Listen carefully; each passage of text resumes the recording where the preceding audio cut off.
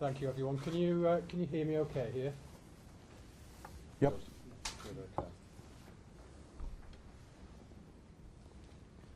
okay. Very good morning, and thank you for your flexibility with a slight change in timing for this press conference. My name is Peter Lawson, and I'm an Assistant Chief Constable here with Lancashire Constabulary. I'm joined to my left by Detective Superintendent Becky Smith. Becky is the Senior Investigating Officer, SIO, in the investigation to find Nicola Bulley. I want to thank you for making the effort to come here this morning so that we could give you an update on our investigation to find Nicola. She and her family remain foremost in our thoughts and our priorities in the investigation. Some of what Becky and I will say today has already been made public and has been widely reported, but I'm acutely aware that there continues to be extensive media interest, commentary, speculation, and indeed some criticism of our police investigation. Therefore, to try and address some of that, we will take you through in some detail, more than would normally be the case with an investigation, what exactly we've done over the last 19 days and continue to do. To remind us, Nicola went missing on the morning of Friday the 27th of January, and since that time we have done an unprecedented amount of work on the investigation to try and find her. The sole focus of that work is to find Nicola, to bring her home to her family and give them the answers they so desperately need. The investigation has involved a dedicated team of more than 40 detectives. They've been looking through hundreds of hours of CCTV, dashcam footage, speaking to numerous witnesses, carrying out digital inquiries and examining literally hundreds of pieces of information submitted by the public. And I would like to thank the public for all of their assistance throughout this investigation. There are also dozens of other officers and staff who have helped in the investigation, searchers and reassurance for the local community in St Michael's. We've involved a range of specialists, both locally, regionally and nationally. The investigation has not wanted at any stage for experts who are the best in their field available to law enforcement in the UK. I would emphasise that it remains the case there is no evidence to indicate a criminal aspect or third-party involvement in Nicola's disappearance. However, the officers involved in the investigation are the same experienced specialists and many senior officers who are concerned with the investigation of the most serious and complex crimes. That is the importance and focus we have given to the investigation to find Nicola. To give you some figures to back up some of what I've described, we visited more than 300 premises, spoken to almost 300 people and received around about 1,500 pieces of information into the inquiry. In terms of the physical searches, both water-based and on land, we've used specialist resources from both police, a range of other agencies, and I'm grateful to those other agencies who've supported us. And in police assets, that's included the Northwest Underwater Search Unit, police drones, horses, dogs, and the police helicopter. We continue to search extensively the River Wyre and surrounding area downstream and out into the sea towards the estuary. We've consulted with national experts in their field, including environmental and tidal experts, and have carried out an extensive land search surrounding the river, including some properties around the area where Nicola went missing. Slides have been made available for you to see, which show in some detail exactly where we have searched, but it's important to say that our activity has at every stage been directed by expert trained police search advisors who we term pulsers, and they've been following a nationally recognised doctrine around search strategy which will be followed by any expert police search advisor in UK policing. The lead police search advisor is here And at the conclusion of the press conference, if you have any specific questions on a one-to-one basis with that officer, he will be able to assist with those. So it remains the case at the present time that there is no evidence in all the exhaustive inquiries we've made that suggests any crime has been committed or that there is any third-party involvement in Nicola's disappearance.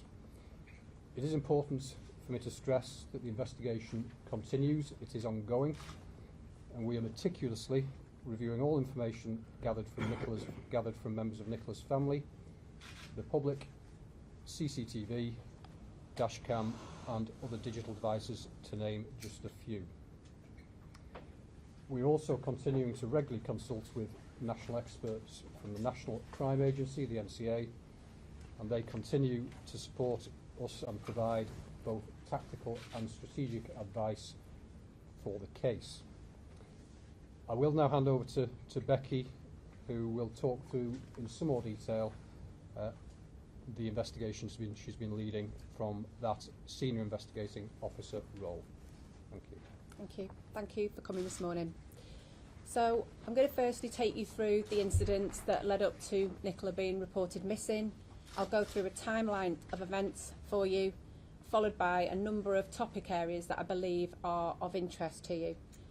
Also going on to a couple of areas that have been highlighted in the press, which I want to explain in detail. So first of all, Nicola Bulley was reported missing on Friday the 27th of January after dropping her children at St Michael's School in St Michael's. As soon as she was reported missing, following the information that was provided to the police by her partner Paul, and based on a number of specific vulnerabilities that we were made aware of, Nicola was graded as high risk.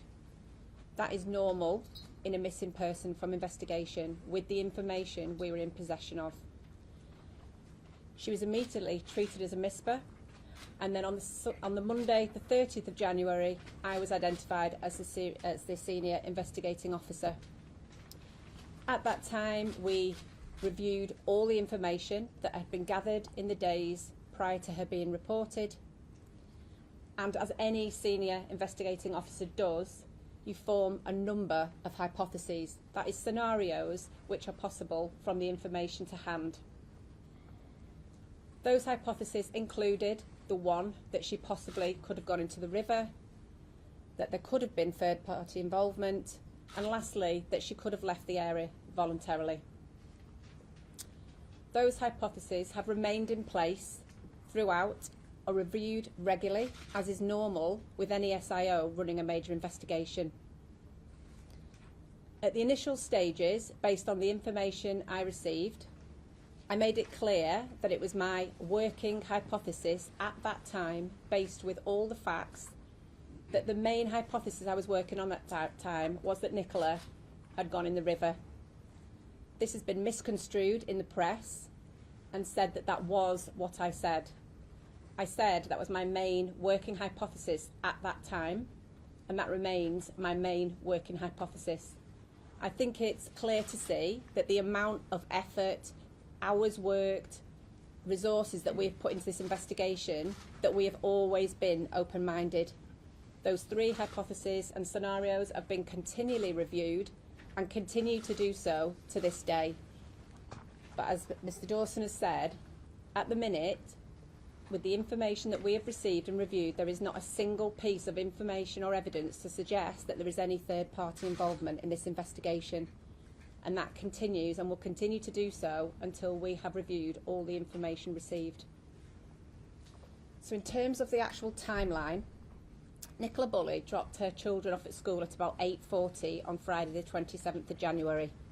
That was normal, and she then proceeded, after chatting to a couple of people in the school yard, walked up Garstang Road and onto the river path over an iron bridge that takes you down to these fields.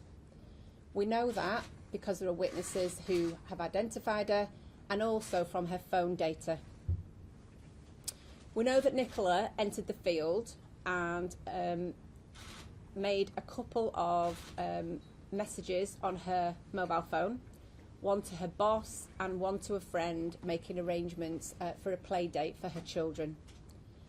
And at 9:01, we know she logged into a work call on Teams. Again, there has been lots of speculation about this. This was a perfectly normal call for Nicola to have. It was work related. She would never have had the microphone or camera on because it was more of an informative session. She didn't need to sign into it. She did so to enable her with her business. So I know there have been inquiries as to whether anybody else on the Teams call would have been able to hear or provide us with any information. I can assure you from the outset that was investigated thoroughly, and that is not the case. We know at this time that there were a number of dog walkers in the area, and we've been extremely fortunate from the very start of this inquiry to have a number of witnesses, key witnesses, who know Nicola. So there is no miscommunication about the identification of who was in that field. And also, we've viewed a substantial amount of CCTV. Again, whilst we can't cover the whole area with CCTV, we've been really fortunate in that we've had a lot, which has really been able to help us in pin down both Nicola's movements and also the movements of key witnesses, which is why we were able to give a timeline of events quite quickly, but reiterating that we were remaining open-minded to all three of those scenarios. So Nicola was last seen in the field, which we've called the upper field, at about 9:10 that morning. At that time, everything seemed normal. She was walking her dog Willow, who was off the lead. And again, a number of issues and inconsistencies have been raised in relation to Willow and her harness. It was really normal for Willow not to have her harness on. They never kept the harness on when they were in that field. The harness would be taken off Willow when they entered the field and would only be put back on when they were ready to leave the field. So at approximately 9:10, a witness that knows her had the last sighting, and that was at the upper field. And when I say an approximate time, it is that, but we are basing that on obviously the times that we can say that witness left the field. So I'm quite confident it is around that time. We then know from digital data that at some time around 9:20, we believe that Nicola's handset had moved towards the bench area. Again, there have been questions raised about her phone, whether that would have been in her possession when whatever happened has happened. But again, I'd just like to point out that it's really normal for Nicola, when in a Teams call, to be holding her phone out in front of her, listening to it. And we can say, from a witness that knows her that morning, that is what she was doing. So that would explain why she doesn't have her phone in her pocket, as I know a number of people have raised. We then know at about 9:33, a local dog walker who is walking a dog comes across the bench and finds Willow untied, running between the bench and the gate. The mobile phone is on the bench, face upwards, still logged into the Teams call, and Willow's harness is halfway between the bench and the riverside. That witness makes a number, before returning home, she then returns and makes a number of phone calls to people, because at that point she doesn't know who the dog belongs to or who the phone belongs to, and doesn't know how to get in touch with people. She makes a number of inquiries with a local vet who can't assist her, and following a number of inquiries, eventually people return to the bench, recover the handset and Willow, and we find out that obviously they belong to Nicola. The alarm is then raised with the local school, who then in turn contact Paul, Nicola's partner, who then makes to the scene. Just moving on to CCTV, like I've said, we are really fortunate in this inquiry that we've been able to narrow down a lot of the witnesses in the area's movements, and to some extent Nicola's, but we can't complete that totally. The area at the top of the field, Rowan Water, has CCTV that covers the gate that enters the field and the front of the site. That is working. The site managers have been cooperating with us and so supportive of this investigation, at every stage. And we can say that Nicola has not entered that area or left. We can also say that nobody that we haven't traced and spoken to and discounted has left or entered Rowan Water. The second point on CCTV is allotment lane. Again, we've been really, really fortunate, despite it being such a rural area, that we've got numerous sites of CCTV on that road. And that is why we can be confident that Nicola has not gone down that road. Unfortunately, the main entrance and exit to the fields is via the river path, as we refer to it. And that river path goes back to Garstang Road. You can fork off slightly, which takes you at the back of the Grapes pub, which would bring you back onto the main road. But again, that is covered by CCTV, and we know she hasn't left via that entrance. So talking about the river path, this has always been, and we've made this really clear in previous briefings and bulletins, that this has been our focus. And to do this, because of the lack of CCTV on the main road, we've had to appeal numerous times for motorists and cyclists in the area to send us through any potential clips of dashcam. And our intention is to review every one of those, however small they might be, to make sure that on none of those Nicola is seen. At this stage, none of that dashcam has indicated that Nicola is there. However, I'd just like to point out we are still reviewing those pieces of information. What I can say, which we have established only yesterday, was that if Nicola had left out of the river path and turned right, she has not reached the Great Pub. And we can say that because we have CCTV covering both sides of that pavement. So moving on to Nicola's phone, I've talked to you about the discrepancies that have been flagged up with the Teams call, whether she would have had that in front of her, whether she would have had it in a pocket.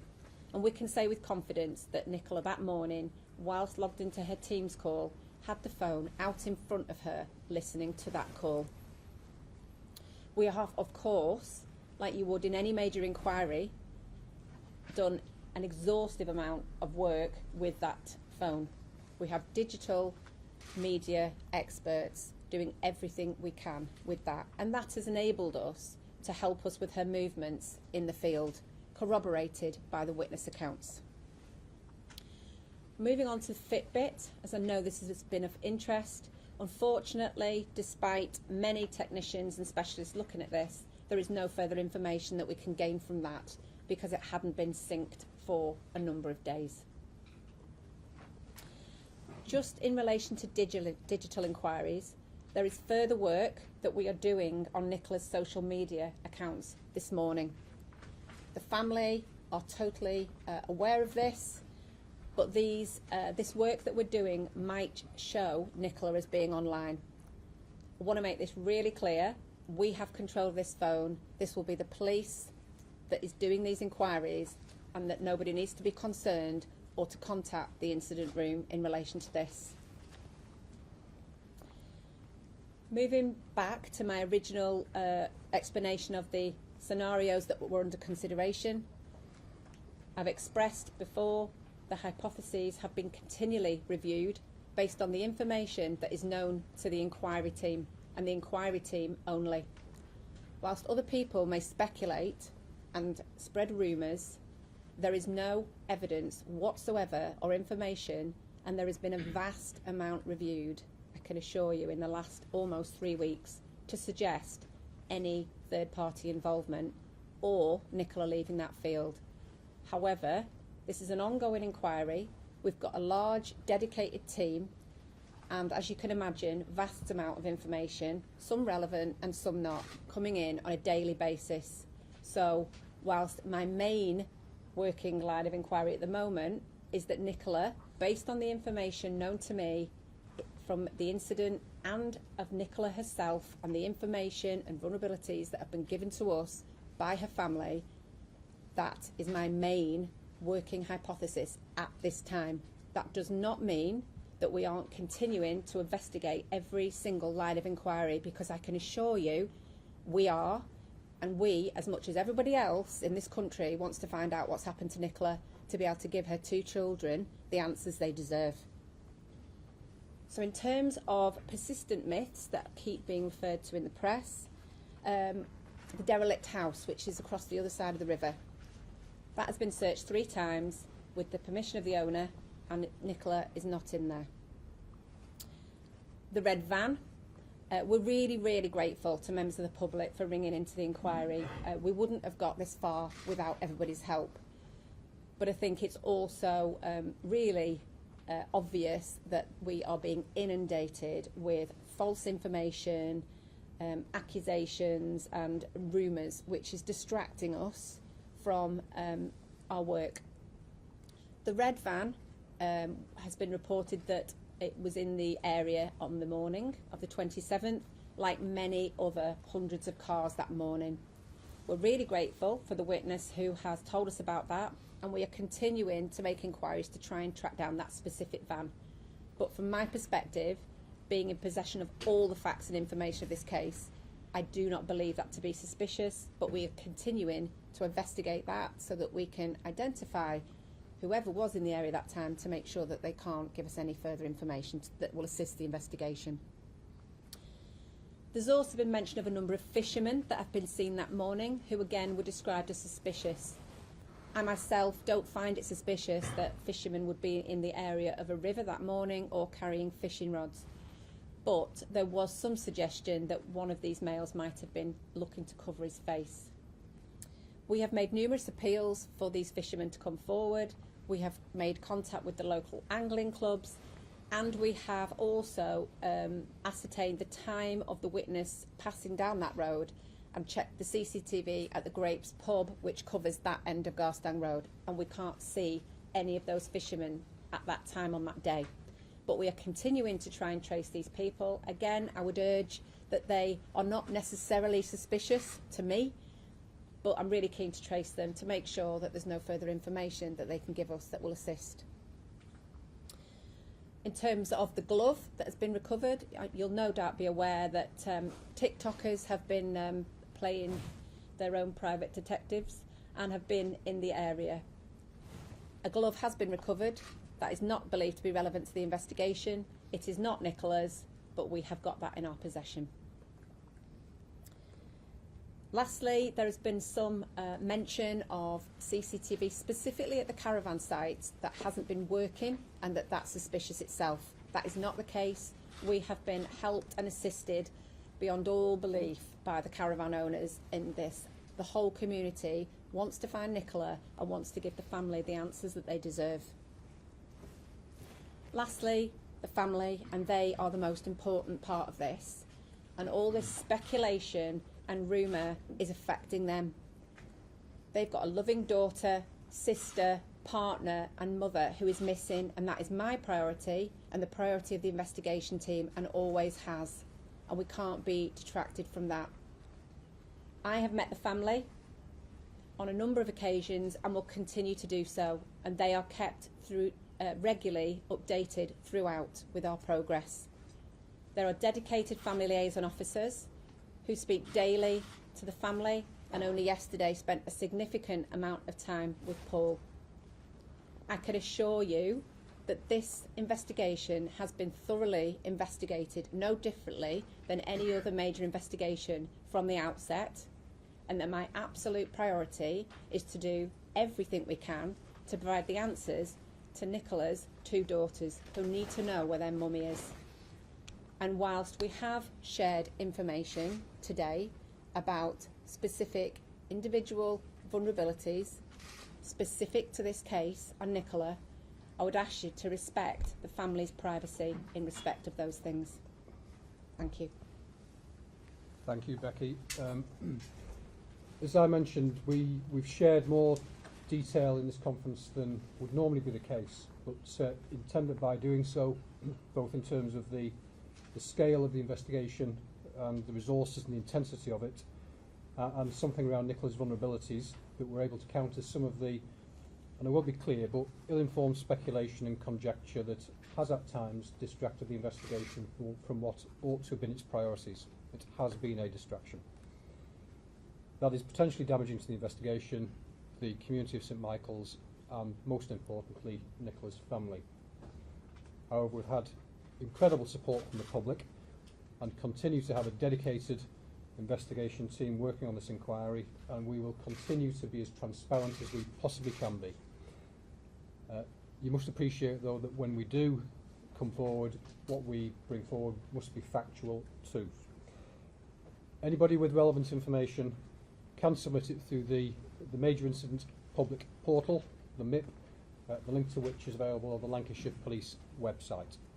So thank you, and both Becky and I are happy to take some questions. Guys, if you can do your hands up, I'll try and come to you in turn. Inzi, Stifle. Hi there, Detective Superintendent. Can you just give us a bit more information about what Nikki's partner told you about her vulnerabilities, and why was it that you had to then identify her as high risk? And also, this is the 20th day that Nicola Bulley has been missing. How confident are you and your team that you will find her alive? Okay, so firstly, to cover the information about Paul, it's normal in any missing person investigation that you obviously gather as much information at an early stage about the person in question, which is no different, and we did that with Paul. I'm not going to go into the details of those individual vulnerabilities. I've asked you to respect the family who are going through unimaginable pain and distress at this moment, but those vulnerabilities based our decision making in terms of grading Nicola as high risk, and have continued to form part of my investigation throughout. In terms of, sorry, what was the second part to your question? It's the 20th day since Absolutely. Nicola has been missing. How confident are you and your team that you'll find Nicola Bulley alive? I hope with all my heart that we find Nicola Bulley alive, more than anything. How confident are you? I have told you that my working hypothesis is at the moment, through all the information that we have gathered, that the likelihood is that Nicola has unfortunately gone in the river. However, I have to stress this because this has been continually misconstrued. I cannot be 100% certain of that at the minute because we are continuing. It's a live investigation and there is always information coming in. But we are in the 20th day. We have had a thorough, dedicated, meticulous investigation, and there is not one single piece of information that has come to note that would suggest that Nicola has left those fields. Thank you. Andre, good morning, Graham. Two questions. First of all, can we confirm whether Nicola was wearing a headset at the time she was No, she wasn't. Because she wasn't, because she was listening to a diary. Yes. Secondly, as you come to the end, onto the Iron Bridge, and you turn left. So right, you're saying Yes. that's been covered off Yes. by CCTV. Yes. Are we saying that to the left is a blind spot, and if so, how far down? There's no CCTV there, I take it, that's been recovered. Not on that main road. I can't give you the specifics of the exact how many sites, but we were basically scoping off all the, as you turn left, Yeah.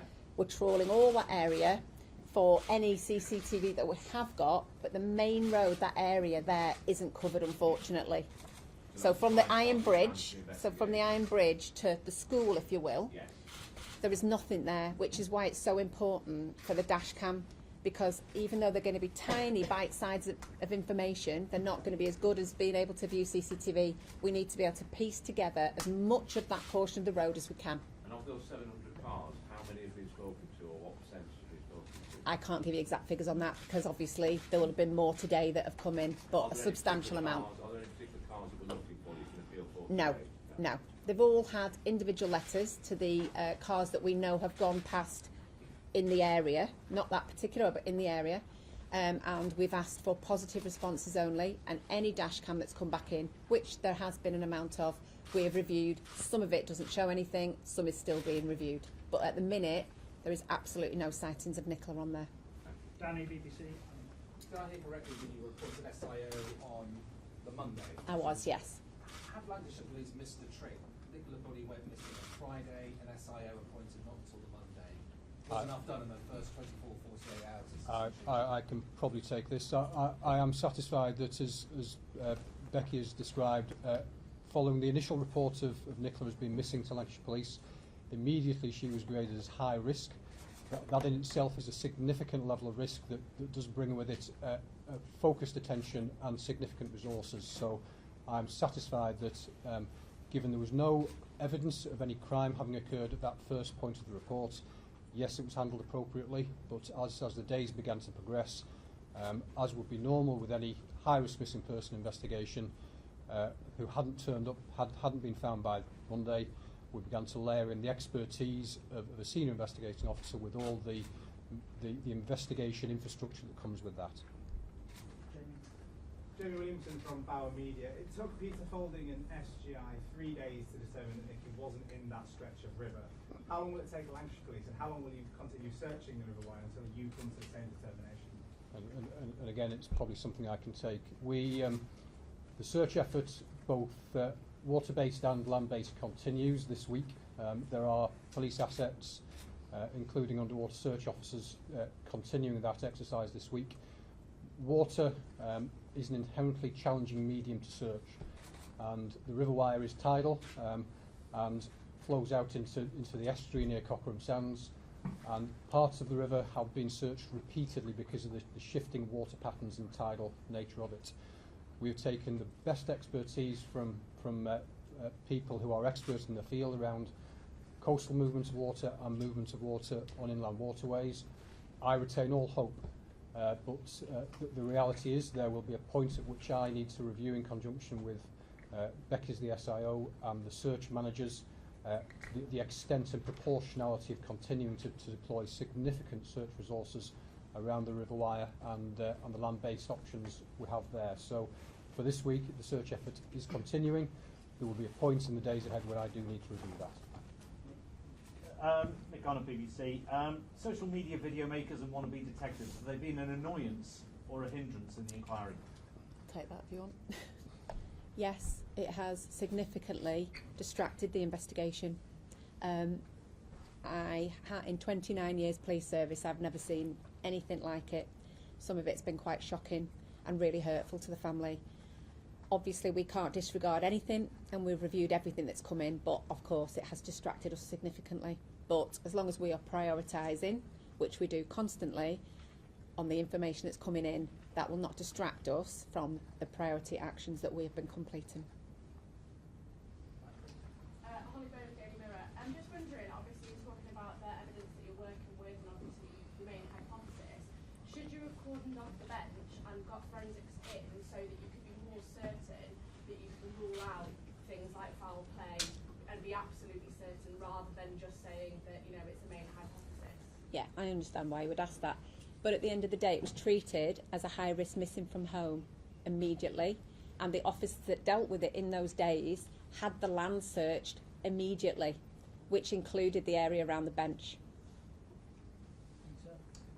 Is it not significant that Willow was running between the bench and the gate, not the bench and the water's edge? I mean, I'm not expected to be an expert on dog behaviour. And I'm not either. But what do you make of that? What does anyone, what have you consulted on that? We have consulted people, and we're ongoing with consulting people, but obviously I can't speak to the dog, and all we can say is that he was running backward and forwards, and he was still in the area where Nicola's possessions were, and that's all I can say. But was more interested in the gate and the path leading away from there than the actual water? At that time, when the witness found Willow was between the bench and the gate, however, I have to point out the dog could have got out from there. We'll take one more question, please, everybody. Although with the music from Talk TV. Has the Police and Crime Commissioner had a meeting to voice any of his concerns surrounding this?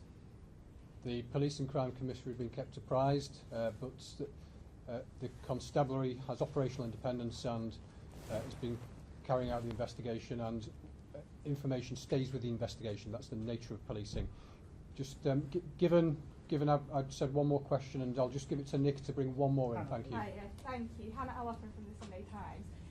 You've outlined what you've done so far, which is great and really helpful, thank you. But are you able to talk us through sort of what your plan might be, where the investigation will go in the coming week or so, and also what impact is this having on Lancashire police resources, and when do you think you may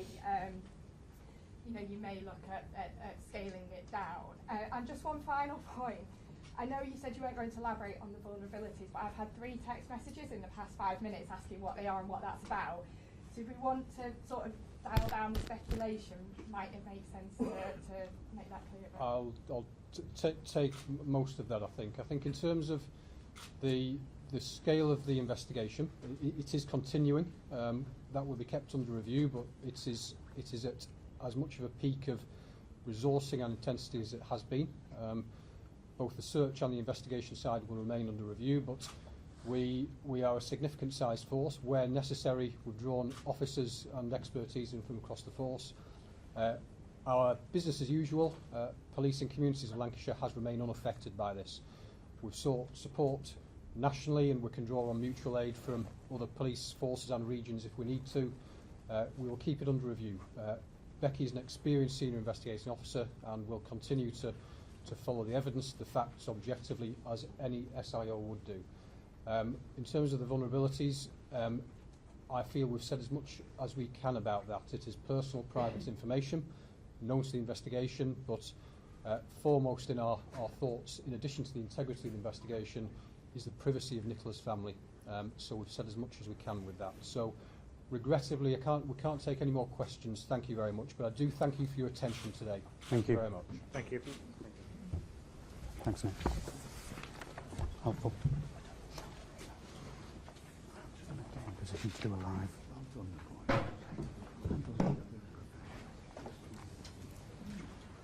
Can we have a chat at some point about Friday? I'm just going to do a live. Yeah, sure. Is that all right? Thank you. Sorry.